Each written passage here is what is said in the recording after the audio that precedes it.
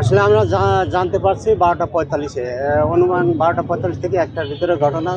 দ্রুত আমরা এখানে আসছি, এসে দেখি এখানে জজকোর্টের সামনে একটা সার্কিট হাউসের যে প্রধান গেট তার অপোজিটে একটা ইনসিডেন্ট ঘটনা ঘটছে, শুটিংয়ের ইনসিডেন্ট। তখন আমরা এসে আমরা ভিকটিমদের পাই নাই, সম্ভবত দুজন ইনজুরি আছে।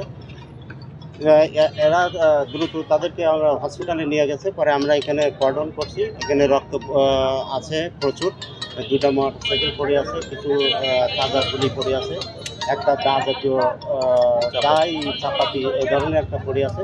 এইগুলো আমরা আসলে প্রাথমিক পর্যায়ে আছি, এখনো আমরা জানি না যে আসলে কী জন্য ঘটনা। তবে যতটুকু জানছি যে ফজলে রাব্বি রাজন মারা গেছে। ফজলে রাব্বি রাজন আমরা জানেন যে সোনাডাঙ্গায় থাকতে 4টা অস্ত্র সহ আমরা ধরছিলাম পলাশ গ্রুপকে, এই পলাশ গ্রুপেরই সদস্য। তো পরবর্তীতে জানতে পারছি এই অস্ত্র মামলায় নাকি তার হাজিরা ছিল, আর কি হাজিরা দেওয়ার পরে এখানে এসে তার প্রতিপক্ষ নাকি এই ঘটনা ঘটে। আমরা এতটুকু প্রাথমিকভাবে জানতে পারছি, তবে তদন্ত করে আমরা বিস্তারিত জানতে পারছি।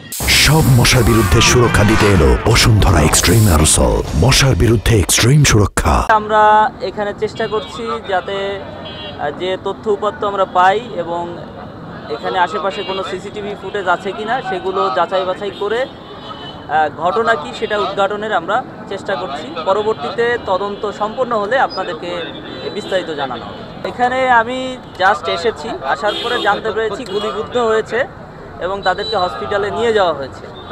বাট তাদের বর্তমান অবস্থা সম্পর্কে এখন পর্যন্ত আমার কাছে কোনো তথ্য নেই। সে ধরনের তথ্য তো এখনও নেই, আমাদের তদন্ত চলছে। তদন্ত সম্পন্ন হলে কারা কি করেছে আমরা আপনাদেরকে জানিয়ে দেব।